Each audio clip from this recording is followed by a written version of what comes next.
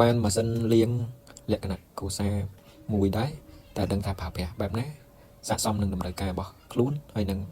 ប្រើអស់ពីសក្តានុពលអញ្ចឹងបងប្អូនបន្ថែមពីលើនឹងទៀតយើងតែងតែចង់បាន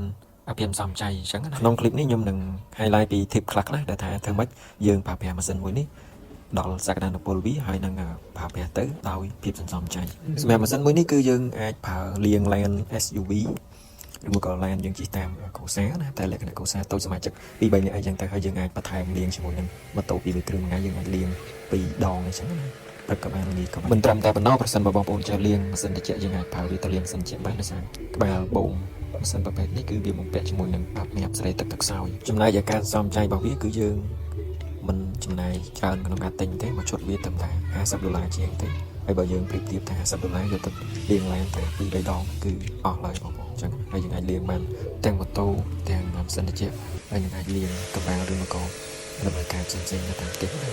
ហើយចំណែកម៉ាស៊ីននេះដែរបងប្អូនមិនបាច់បារម្ភទេទទួលការគ្រប់គ្រងវាយើងគឺយើងមានគ្រប់គ្រងប៉ុណ្ណាមានសេវាដំណើរតបដូរប្រេងចប់